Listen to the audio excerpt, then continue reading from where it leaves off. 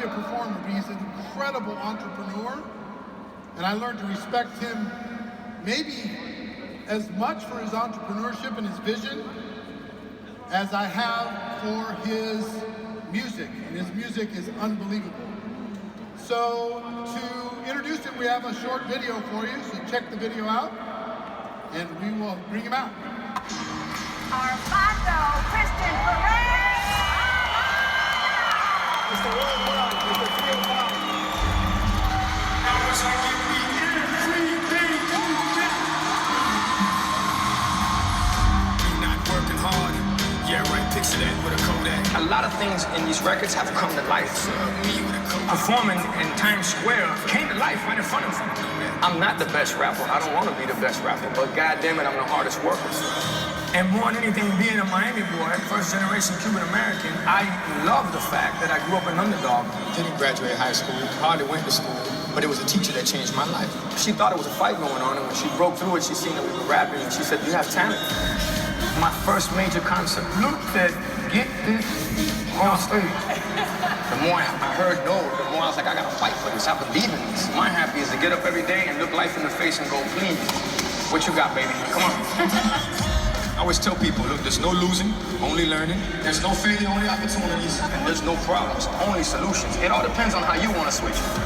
You're gonna sit up there with somebody that looks at you and says, "I don't think that's a hit there, bitch." Music talks to everybody. It's a universal language. We created a new name. It's called Total Wine. We all bleed the same blood, breathe the same air, and put our pants on one leg at a time. How I feel about the Latin community, I don't ever leverage it. You know, I am it. We went back to one of my old neighborhoods, Little Havana in Miami, and we opened a school called Slam. It means the world to me because you see these kids and you see you. This isn't a gimmick. This isn't propaganda. I'm up here because it works. I live it every day of my life. And that, folks, is how you take a negative and turn it into a positive. It was all a dream. Now I just wake up and live it. Thinking that the sky was the limit until I figured out there's footprints on the moon. Now I'm like, get out the way, bitch, move.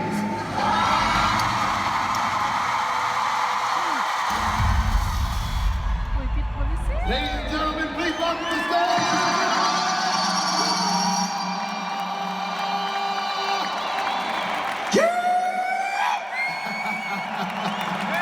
Oh, it's a pleasure to be here, Germany. How you doing, my friend? I'm doing great, thank God, and thank you so much for having me. You just got here from Singapore? Straight from Singapore. Still a little bit delirious, but ready to have a good time, a lot of fun, and once again, I appreciate you guys having me. Yeah, man. Good to see you. I just saw you in Vegas like a week ago. Something like that. Yeah, something like that. Yeah. We're doing a little bit of time traveling. Yeah. Thank God I have the opportunity to travel the world. So here's what we're going to do, everybody. Yeah. We're going to take the next 45 minutes or so, and we're just going to have a conversation. He and I Sounds good. I'm going to ask him questions, and he doesn't know the questions I'm going to ask him. I have no clue. And we're going to walk through his journey and give you a little bit of a clue to it. And maybe we'll walk around his stage a little bit so everybody gets a little closer view. But I know you from a unique perspective that most people only know a little piece of it. I saw a documentary in the United States about you. Yeah. And it told this much bigger story. That's why I wanted to... Was a rebel in Cuba next to this guy, I don't know if you know him, but his name is Fidel Castro. Then she figured out that Fidel Castro wasn't the way to go. Her and my aunt, mi tia, figured out how to put together safe houses for the opposition, which was Batista. And then she got caught doing that, meaning my aunt. So she became a political prisoner. Then they figured out that the kids wouldn't be, being raised in Cuba at the time with the revolution going on was not good for them. So my mother came through an operation called Peter Pan. So my mother went from Cuba to Indiana, didn't speak English, didn't see her mother for another, some people tell me 4 years, some people tell me 7 years, so let's call it 5 years. in New Jersey is where they reunited. And then my father, he won what they call as the lottery in Cuba. which you don't win no money, but you get this beautiful thing called freedom. And he got a chance to come to the States. When he came to the States, he brought boats over in what we call as Mariel, the Mariel boat lift. And he brought over 547 people during this boat lift, right? Why do I tell you this? Well, I tell you this, first of all, I was raised by a single mother, so a woman made me a man. It's just the truth. So to all the women out there, you guys are the most powerful things on God's green earth. That's just the truth. So if it wasn't for Abuela, if it wasn't for Dia, and if it wasn't for Mommy, I wouldn't be here right now. Okay?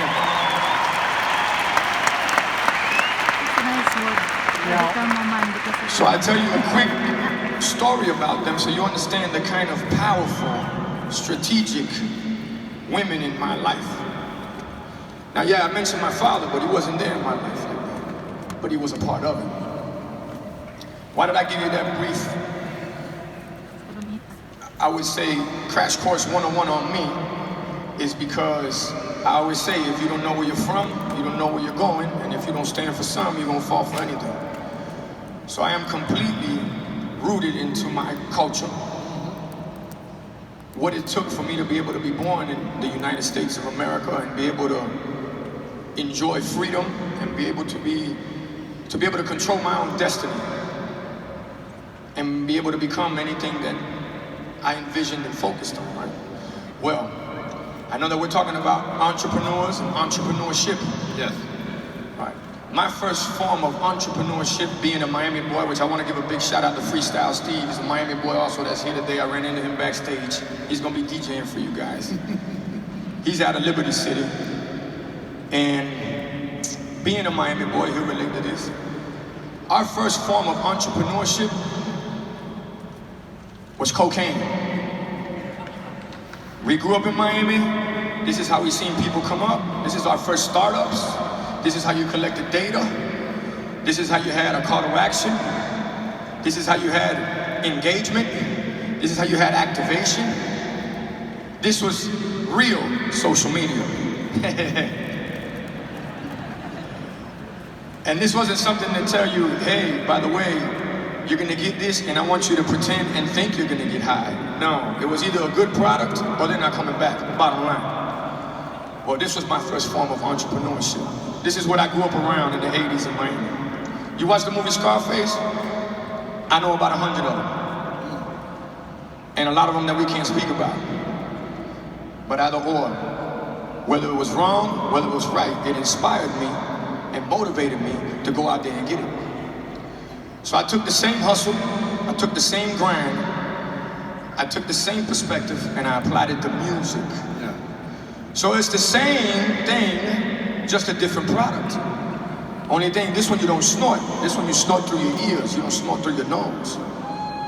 But the product gotta be good. Can't be stepped on. Can't be, in layman terms, bullshit. So pre-music, that story, coming up in Miami in the 80s, coming up as an underdog, because Miami boys, we were always looked at as like, they ain't shit. They don't make music, they make booty music, that's what they call it. They don't know nothing. But yet, we had a dynasty with UM several times. We've won the World Series a couple times, NBA championships X amount of times, and the only undefeated football team ever happened to be the Miami Dolphins. Okay? Why did I tell you that? Because we got a chip on our shoulder. Everywhere I go around the world, I represent Miami, I represent 305, I represent Dade County, I represent the fact that I'm Cuban American. But I represent for everybody. And music has given me that chance to be able to connect with everybody.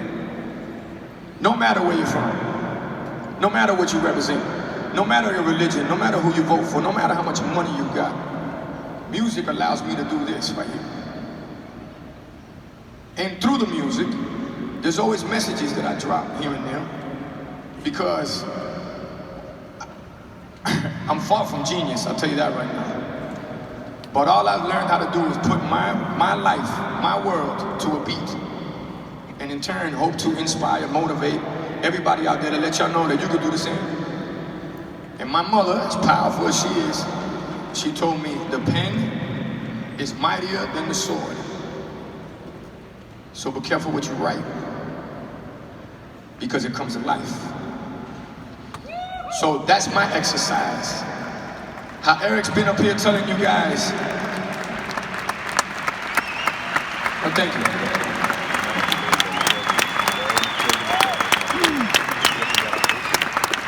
How Eric's been up here telling you guys on how to apply this every day. Well, that's how I got a chance to apply. By putting a pen to a paper, recording it over and over and over again, and then next thing you know, everybody else is now spreading the gospel. Well, for you guys, is programming yourself. And first of all, first thing you gotta do is deprogram to reprogram. You gotta deprogram to reprogram. You gotta understand, especially in the society that we live in today, in social media, which is social media is the socializing, what reality TV is the reality. Socializing to me is this: hey Eric, how you doing, man? Pleasure to meet you. Where you from? Oh man, great day. Oh, okay, cool. That's socializing. Yeah. We live in a society around the world now that's based on two words: followers and likes. My mother never raised me to be a follower. And my mother never raised me to give a fuck what anybody thought about me. Never. My mother taught me what it is to be a leader, what it is to have role models, what it is to look up to somebody. Can you tell the story about your mom and Tony Robbins? And I will. All right, cool. So followers and likes, let's get that out the way. You gotta roll with leaders and people that are unique. People that make a difference, people that are different. Those are the ones you need to roll with. That's what my mom taught me. I've applied it, and let me tell you, it works.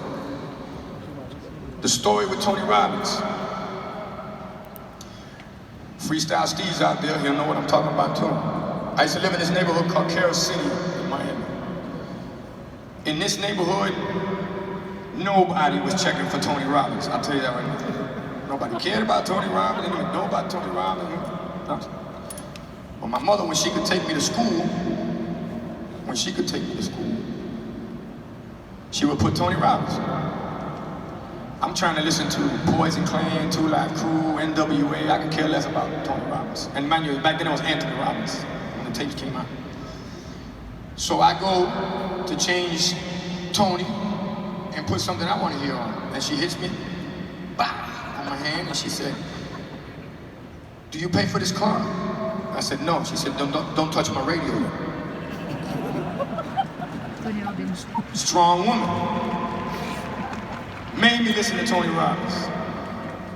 So subliminally, Tony got me. And he told this one story about Kentucky Fried Chicken and Colonel Sanders, and how it took him 1,007 no's, I would say 1,000 no's, to sell his recipe. That always stayed in my mind, because it was hard to hear one no from my mom. You know? "Hey mom, can I get this?" I used to want to get a gold tooth. She said, "Hell no, you can't get no gold tooth." "Mom, can I do this?" "No, ain't no money for that." "Mom, can I?" "Nope, nope, nope." And I was thinking, damn, 1,000 no's? 1,000 no's. But he did it. That always stayed in my mind. So fast forward, due to my mother programming me that way to listen to Tony, we've applied it in the music industry, in life. And not only do I get a chance to share a stage with Eric, now I get a chance to also share a stage with Tony Robbins. Yeah. Talk about how I came full circle.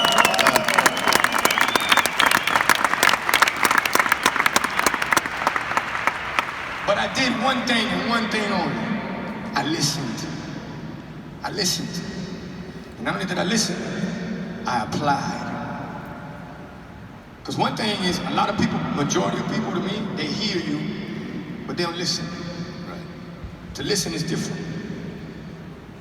And I think that's been, to be honest with you, why I get it. I mean, if you guys only knew how much I appreciate to be on this stage right now, and you guys, hopefully, one way or another, I get a chance to inspire and motivate somebody here today. Somebody. To me, that means the world. And that's the reason.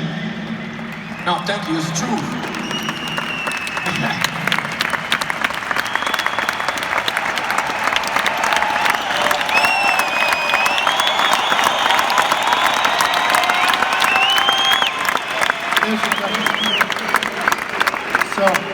So just so you know, this is being translated right now into 27 different languages. Oh, wow. Bueno, para todos los latinos que están aquí hoy, muchas gracias siempre por el apoyo y para adelante porque no es nada.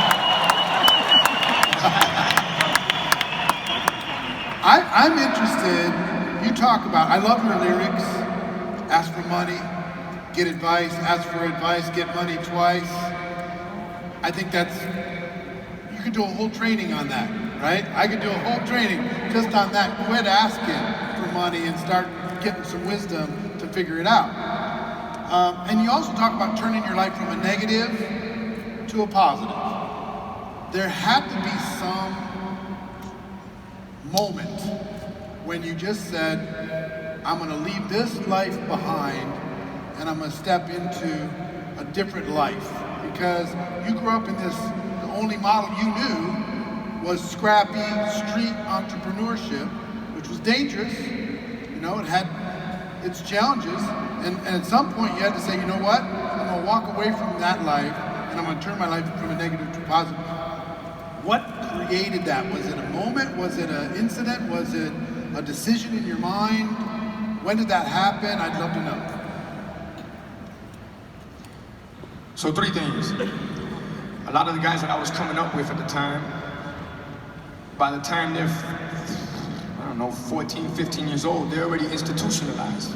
They've been in and out of jail, in and out of juvie, on their way to prison. By the time they're 13, 14, 15, they're catching murder charges. They're catching serious drug charges, assault, battery, robbery charges, dead. So by 15, 16, I'm going, maybe I don't want to be a part of this like that. But you still got to survive. I went to I would say about 25 different schools, lived in a whole lot of different neighborhoods. Good neighborhoods, bad neighborhoods, worse neighborhoods. The worst shit I ever seen was in the good neighborhoods, believe it or not. Only time you see FBI, DEA, ATF, SWAT, they're showing up in the good neighborhoods. They ain't showing up in the bad neighborhoods like that. And this one school that I went to, Coral Park High School, after I had already been there 3 times, 2 times. This is the 3rd time I show up to the school. The principal's not trying to have me there. And I'm rapping, we call it battling. And the teacher thinks that I'm fighting, which I was speaking about it in the video. She pulls through, stops everything. Well, I'm sorry, watches me do what I'm doing, and then after stops me and says, hey, do you do this every day? I said, yeah, when I can. She said, do you get this many people?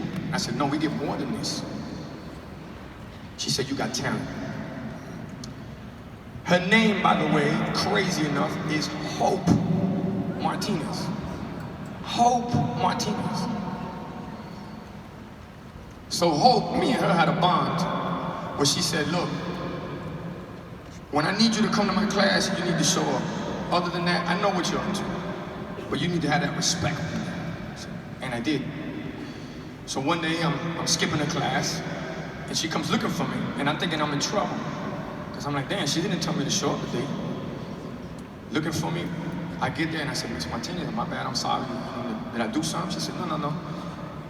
Here you go. And she gives me a piece of paper and it's an invitation to a video shoot for DMX in 1998 when DMX is the hottest thing in the world. And I'm in the hip hop and I'm going, excuse my French, but I tell Miss Martinez, I'm so sorry, but you gotta be fucking kidding me. I get a chance to go see DMX. He said, you're an extra, take a couple of your buddies, you could go. Before I ride out, she stops me and goes, listen to me. She said, I don't ever want anything from you. But when you win your first award, I just want you to thank me because I believe in you. And I'm like, come on, Miss Martinez, get out of here. It's true.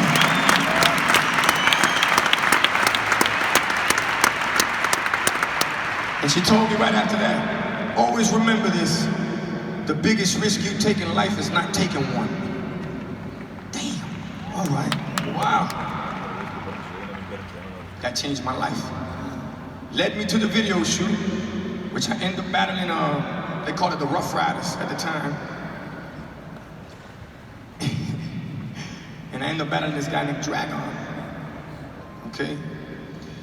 Swiss Beats is right next to me. So for those who don't know, Swiss Beats is one of the best producers in hip hop. Alicia Keys' husband, and the guy's gone on to do amazing things. Right next to me, and he says, I'm 17 years old at the time. He's like, yo, I'll give you 3 rounds and the drag's gonna burn you. Look, I'm just happy to be here, man. I appreciate the opportunity. Well, I went first round, got him, second round, got him, third round, got him, fourth round, get him, fifth round, get him, sixth round, get him, seventh round, get him, eighth round. This guy's exhausted at this point. I don't even know what's going on. I'm in the zone. Everybody's going crazy. While all this goes down, this finishes, I'm walking out. When I'm walking out, this other producer named Irv Gotti steps to me. And he's like, hey man, you the one causing all this ruckus around here? I said, yeah. He said, you write music? I said, nah, I just freestyle. He said, yeah, that shit is great, but it don't make no money. Ding! Gotta write music. That was the moment that I stopped everything and started writing music.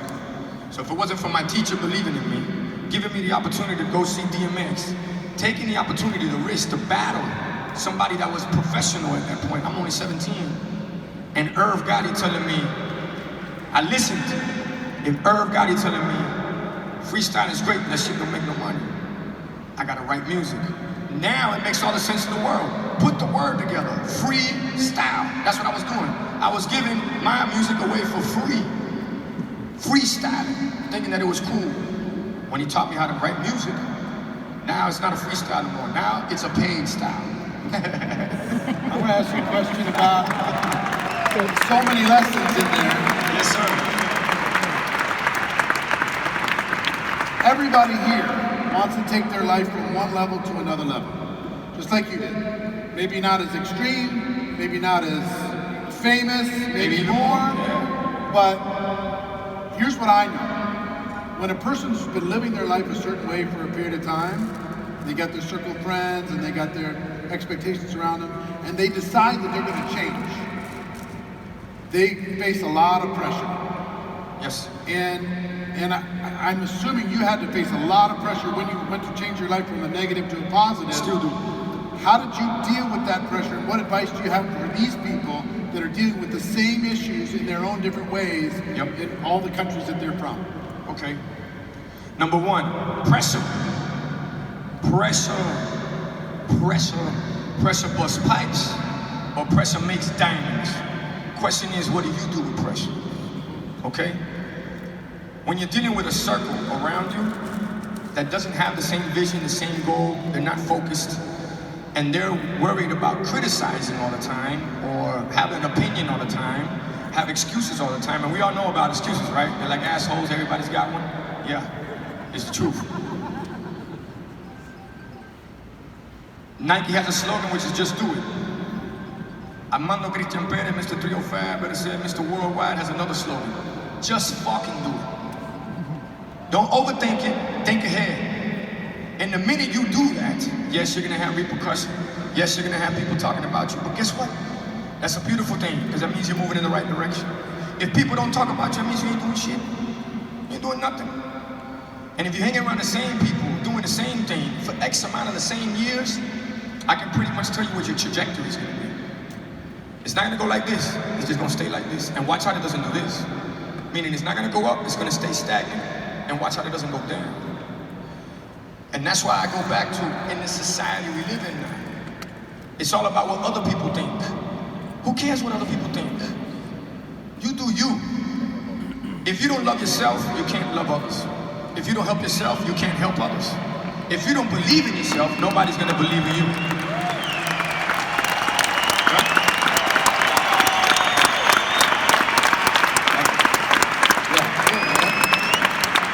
So with that said, cut the fat, cut it quick. Stay lean and mean. And the hardest thing of my career has been building a team that gets it. It takes time. It takes time because nothing comes easy. And if it wasn't for the team, I wouldn't be here. We all have the same goal, we all have the same vision, but we all practice a couple things. It's a marathon, not a sprint. There's no such thing as instant gratification, folks. And just like I learned in the streets, dope money, okay, well what comes quick, leaves quicker. That's what we talk about, dope money. This is a slow, but a for sure.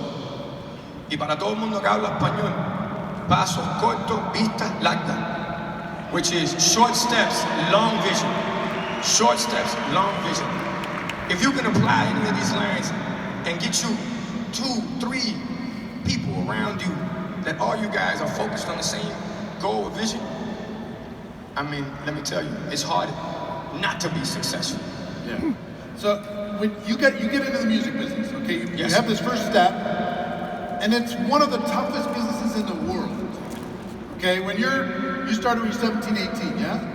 And you had, I watched you had these dreads and all this stuff. Yeah, braids to the back. You had your braids, not dreads, sorry, braids, and you had a particular style, and then you're trying to find your style, and it's a tough business. People are mean.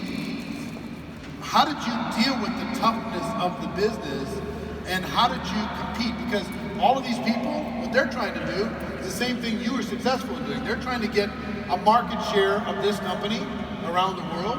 They're trying to make a name. They're trying to build a brand. They're trying to stand out. They're trying to be unique. They're trying to bring value. How did you do that and break through all the clutter? Because you developed something totally unique, in my opinion. You break through all the clutter that was in the marketplace when you were so young, starting off in the business. How did you do that? Well, thank God for the University of the Streets that taught me a whole lot, okay? Taught me how to maneuver, how to navigate. I could have manipulated, but that's never been a part of my style. Maneuver and navigate, not manipulate. As far as for those that are looking for market share, I go back to being original, being unique. Coming up in a game where I'm from Miami, first of all, in the rap game, nobody was trying to hear that shit at that time. I'm light-skinned, light eyes, Cuban, American, trying to get in the game. Right. So imagine how many people looked at me like I was fucking crazy. Right? But I used that as motivation. I used that as fuel to the fire. That's what allowed me to break through a lot of things. I go back to how I grew up and the entrepreneurs that I watched when I lived in Little Havana on 8th Street.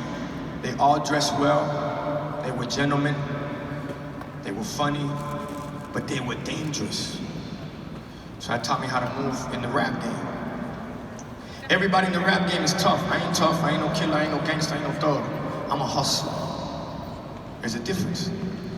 So while everybody was being tough thugs and gangsters and killers, which the rap game I grew up in, they were really tough gangsters, thugs, and killers. They weren't just rapping about it like they do today. We call them like YouTube rappers or Instagram rappers, which is the truth. It's in the name. Instagram, like you instantly got this shit. You didn't really work hard for it. No, we hustled for ours. We worked hard for ours. We grind for ours, right? So anybody out there trying to do something, you have to create your own lane one way or another. How does it happen? I don't know. I can't give you that answer. That's why I always say, I tell the team all the time, we may have a plan, it never plans out,